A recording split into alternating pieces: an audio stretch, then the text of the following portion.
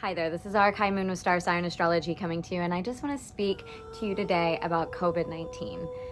COVID-19 is a virus that has created a huge global pandemic. It is touching us all in a very personal and collective way. It is profoundly impacting every single person's life right now. And what I want to bring to you is an astrological perspective, some of the major transits that are happening right now that is inspiring this event, that is inspiring this profound change that we are undergoing, this transformation, if you will, shedding light on some of the planetary and archetypal initiators of this moment in time for us. And something else I'd really like to bring forth is how we can use the 5 stages of grief on a personal and individual way, and also as a collective, to really allow for this event to change us and transform us, making sure that we don't get caught in these different stages of the grief process, in projection and blame and denial and all of the other stages that I'll go through. And so I really think that if you apply this not only to COVID-19, but also to any personal event in your life that has been happening,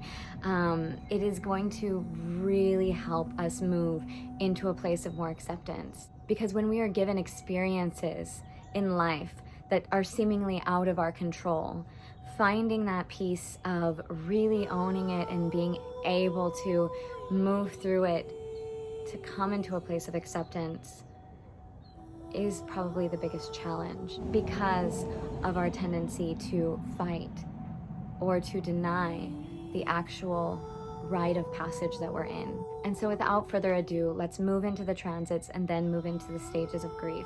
I hope that this information brings you inspiration and clarity and some tools to actually navigate this time in a graceful and actually empowering way. And so the first thing that I really want to say about this is that astrologers have been waiting for a long time for the Saturn and Pluto conjunction. We've all been talking about it. We've all been saying, okay, this is what's going to happen. Systems are going to crumble. Our economy is going to crash. Monetary systems, systems of power, government, authority, borders, those kind of things are going to be affected during this conjunction. And so we were prepared for the ball to drop, if you will. We were prepared for something to happen that was going to cause this upheaval, that was going to cause this transformation that is a long time coming. Like, we've been waiting for significant shifts for a while, right? We've all known that the instability, the impending doom is getting closer and closer. It's just what events are going to actually come to pass to get that going. And so when I was studying the Saturn and Pluto conjunction, I started looking at what happened throughout history when Saturn and Pluto have conjuncted. And what was concerning, alarming, intriguing is that throughout history, when we have had a Saturn and Pluto conjunction, we have had World War I, the Cold War, the abolishment of slavery, bubonic plague, the Black Death, the boundaries or the territories, the borders as we know them today were created on a Saturn and Pluto conjunction. So as you can see, when these two planets come together, they mean business. Like, they create radical change. Like, Pluto is the god of transformation, and it rules pandemics, actually. It's like that deep, deep, deep underbelly of our core subconscious desires, our attachments, our addictions, our cravings, our aversions. It's all of that. And it's like, we gotta put, and Pluto is like, I'm gonna put all of this in the pot of alchemy. This desire, these cravings, this attachment is gonna go in the cauldron, and you're gonna get that shit burnt out. You're gonna get down until you can't go down anymore. It's like, it's rough, it's humbling, it's excruciating, but it's empowering, it's liberating, and it means that we have to transform. It means that we have to go through whatever archetype that Pluto is in. He will bring us through the full gamut of that experience so that we can come to a place where we find the higher octave of what that archetype could be expressed as, And so I say all of that to give you the depth and the potency of the journey that we're on when Pluto is moving through Capricorn. Capricorn, like I said, rules authority and government. It rules power. It rules, that power that we feed our energy into, our relationships, our religion, our government, our work, whatever it is that we're sourced by and from. Capricorn is the systems, the foundation that represent that, And so it's requiring us to go through a deep journey to heal our relationship to authority, to government, to systems, and resource that power from within, so that the systems and the foundations that we create will reflect that worthiness, that will reflect that responsibility and that value system that we are upholding, And so Saturn coming in brings an extra challenge because Saturn itself rules Capricorn. So it rules authority and structure and government and karma. It rules the things that we do and how they manifest, It's like what we do will manifest. We will create systems and foundations and karma to uphold that, And so these two planets come together, God of the underworld, God of karma, in a way that's going to show us where we've lost our power, what we're putting our power into, and what world we're creating, what grid are we hooked into, what grid are we creating, and are we subscribing to as a result. And so that is a huge lesson for us, because we are a society that is blatantly creating and subscribing to a grid that is raping and enslaving and killing and is so unsustainable. It's destroying itself and its earth. We as a human race are devastating the earth. We have enslaved the earth, and we have marginalized and held people down, and the systems of power are the ones reaping the benefits, And so it's like, if we were this culture that maybe had a different relationship with power and that wasn't killing and mining and raping our earth and all of her inhabitants and all the other subcultures and minority groups of women and indigenous and gay and lesbians and all of it, right? If we weren't that, then maybe we wouldn't have such an intensely radical process to go through. But we are that. We have done that. We are still doing that, This is not news to anyone, I'm sure. So, what happens when these planets come together and it says the things that you have been holding on to as normality, as like, oh, I'm going to feed into this insurance, I'm going to feed into this 401k, I'm going to feed into this government, I'm going to obey what they do, I'm going to whatever, I'm just going to do it because that will give me some sort of security, that will give me this, it will give me that, it will give my kids that. This is what's going to crumble, And so it's going to show us how the individuals have been perpetuating this, and how are we going to take our power back? How can our authority reflect something that reflects our true values, that reflects our true connection to our worth and our power? And so with that, we're going to have to be faced with crises, because we've refused to change. We've refused, It's like we've tried, and a lot of people have, like I've been trying to change the last 11 years, but when we have a system and a ship, if you will, that's sinking, and we're steadily trying to change and do our part and recycle and live in the jungle and grow a garden or do whatever we are to try to do our part, not have a car, not have a phone, create businesses in a more sustainable way, we could do our part.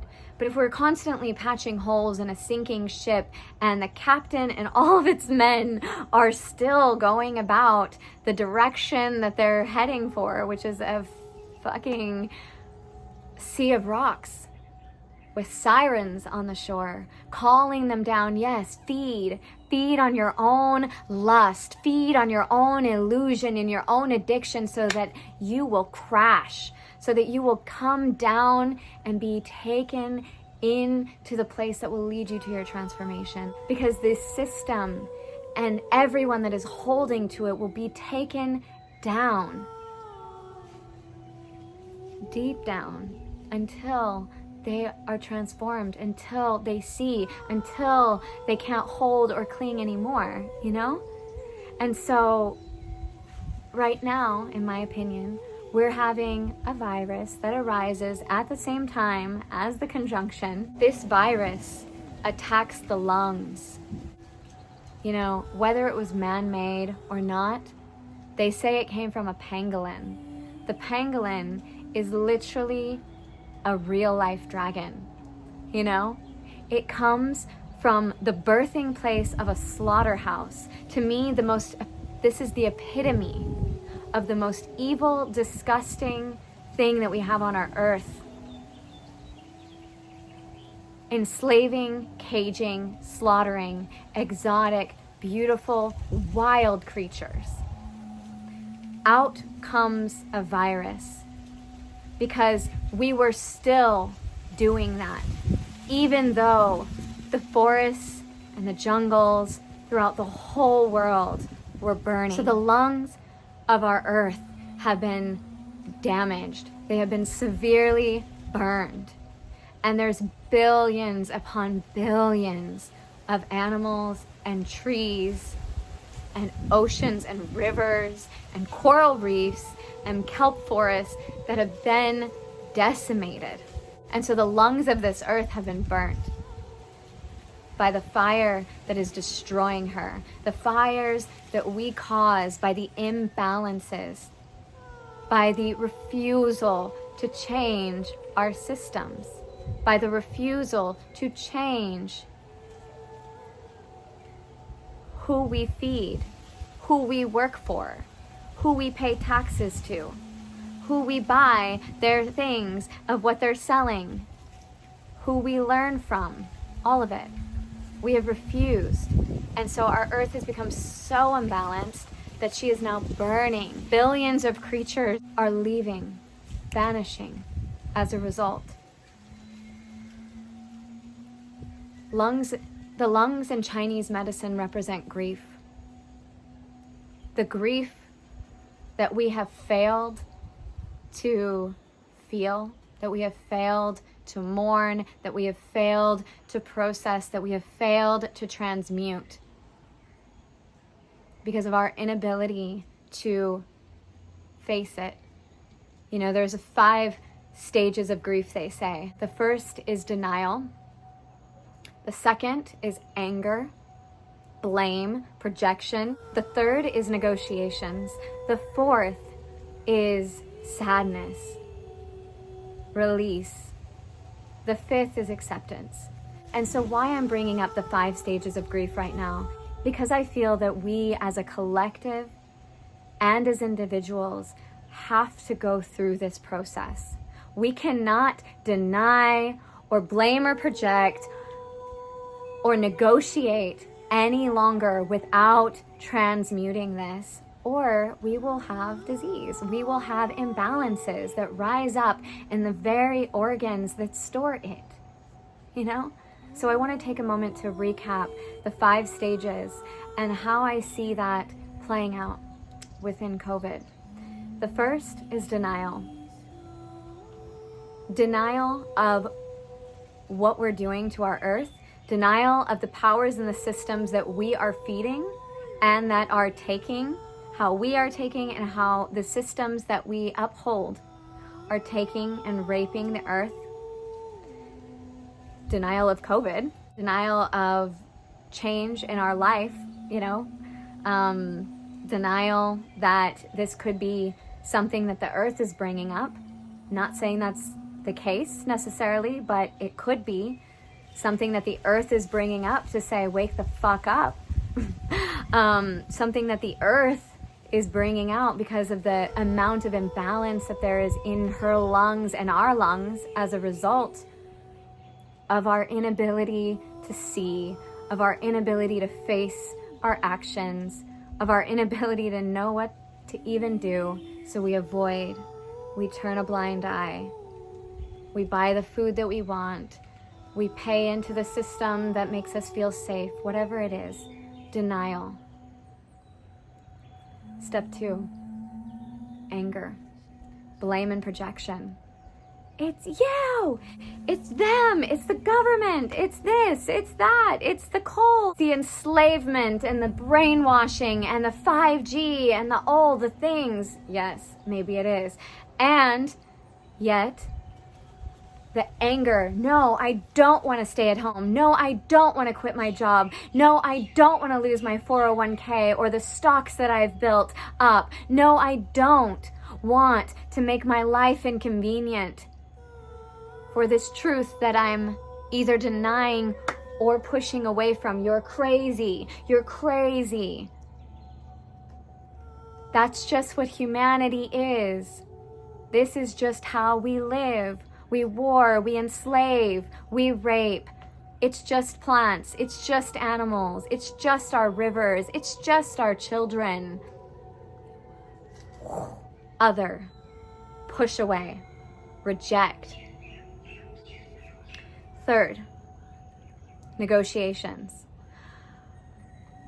Okay. I see what you're saying. I see that we need to change. Okay, so in that way, instead of creating this really shitty product over here, I'm going to create this slightly more sustainable product. Instead of doing this job, I'll just do the slightly better job over here. Or instead of driving this car, I'll drive this slightly better car, right? Would that do a change? Like instead of, buying this product, I'll just recycle it. I'll just teach people how to recycle, and then at least I know I'm doing my part. But maybe I can still have medical insurance, and I can still have, some of these other things that make me feel safe. And I know that there are systems that are not healthy, and I know that the doctors don't know anything. And I know that most of all the, research and all the pharmaceuticals are just the ones simply feeding into the devastation. But I mean, maybe we could have integrative medicine instead. Maybe we could have like Chinese and natural medicine, but we could also have pharmaceuticals, and they can make a baby. And we could have, our 5G technology, and we can still have technology about the earth, like I'm doing now. Negotiations. We're all guilty of it, okay? Negotiations is a way to cling to a system that's not working so that we stay comfortable, so that we try to find it safe, so that we try to find it like I can have 1 foot here and 1 foot here. I can try to have my cake and eat it too. It's kind of like being in a relationship that is not working, and then it's like, oh, okay, we should break up, but maybe we could, still be together like this, or maybe we could do it like this, or maybe we could do it like that. Like just anything that would try to make it work, instead of just letting the shit fall and break. Because what would ensue if we really let it go? I've been saying for 12 years that in order to change and heal my life, when I had a spiritual awakening, I had to change everything. Literally everything. I went into a massive healing crisis and purged and detoxed and had fevers for like 2 years. But I changed my whole life. I became radically healthy. I became so much more awake. I had really devoted myself to breaking patterns and opening myself up to psychic vision and spiritual guidance and creating a life that I felt aligned with, right? And so how I did that was I had to change everything. I had to fully let go of anything that fed into a system or a way that made me into the state that I was previous in. Same with an addict. It's like when we find out we're addicted, we have to change everything. We can't just like keep hanging out at the bar and like keep hanging out with all the friends. And we can't just like keep feeding into these systems and these things that placate or that sugarcoat or whatever, because we know that the sickness will still be there. The root will still be there. And so in order to go through what is happening, what is really needing to actually get weeded out and uprooted, we have to go through these stages. And the fourth stage is sadness. Because what happens when we stop denying and we stop grabbing or projecting or blaming and we stop negotiating? What happens? We let it die. We let it realize that it's like, oh shit, like our life will never be the same. Like, oh shit, this relationship will never be the same. Like, oh fuck, like this world, the billions of animals that just dissolved, that just vanished into extinction, will never be here again. We can't get them back. We have to face it. We have to grieve it. We have to transmute it into the acceptance that leads us into the place of like, where are we at? Into a place of detachment. Like, I accept that this has happened and I see it for what it is.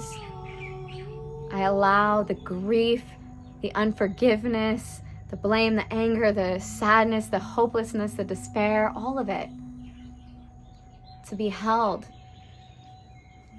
to be brought in that center, you know? Like to be brought into the center of all that we are, the full spectrum of this reality, the full spectrum of our experience. And it's like to hold that and really realize it's like not just black and white. It's not so easy to fix and make right, you know? And so now we gotta hold it and let it go, accept it so that we can get clear on how to move forward. Because until we go through those processes, until we go through that grief process, our lungs cannot come into balance. Our earth is screaming for it. And we have to come into acceptance. And for that to happen, we have to come into a place of stillness. We have to come into a place of accepting what needs to happen and how to move from that space. I don't have the answers. I have ideas. But ultimately, it's like we have to come to that space before we know how to move forward. And that's what I wanted to bring to you today. It's just, how can you do your own individual work in this time to move through these stages so that when the time arises, you know when to move, you know where to step. And it's not going to be out of reaching and grasping and hiding and fighting. It's going to be like, this is what we're meant to do. This is what's meant to happen. And move. So there's lots more to say, but I think I'm going to leave it with that. Maybe I'll make more videos about the Uranus component of it, about the new stage of Aquarius we're moving into. So I'll be making more videos about what other astrological, like planetary deities that we got going on that are orchestrating and giving us just the right kind of medicine, whether we like it or not, to really aid us in this deep process right now. But I just invite you to really go through those stages and to feel it on a collective level and also a deeply personal level. Because myself, I know, like, I'm processing for the collective of like where we are as a species in a world, but I've had my own radical process of letting go lately. It's been the most humbling, painful, And ultimately, like, when I got through it, and I'm still, it goes in waves, right? But when I got through to the acceptance piece, it's like the gift of unconditional love was offered. It's like this ability to see the full spectrum, not to just see the blaming, not to just see the self-guilt and shame, but to see the full spectrum of this experience, of what's opened and destroyed me so much, and hold it for what it is, and then let it go and let it transform without trying to make it transform into something that I wanted it to be, that would have kept me from having to go through this transformation. And it's so good to go through something so radically deep that it forces you to change, that it forces you to get so in to your heart and your pain, to the union and the separation. And that's what these things bring. Some of the greatest art is created in the deepest heartbreaks, in the deepest places of grief. So really allow yourself to go through that, because the well of potency and power that it can bring you into inside of yourself can be so profound. And that's the siren right there. Like, that's the beauty of the siren, that really calls us onto the rocks, onto the desires and the longing and the cravings and the aversion so much that we bang our ship on them. We bang our bodies on it, and we dive into the illusion of it, and we find ourselves at the bottom of it. We find true connection. We try and find true power. And that's beautiful. And so let's all be sirened in this time, so that we can really be mused, and as artists and storytellers tell and envision the new story, one that is woven by the earth and the stars and the planets, that weaves us humans into this beautiful dance of alchemy with her.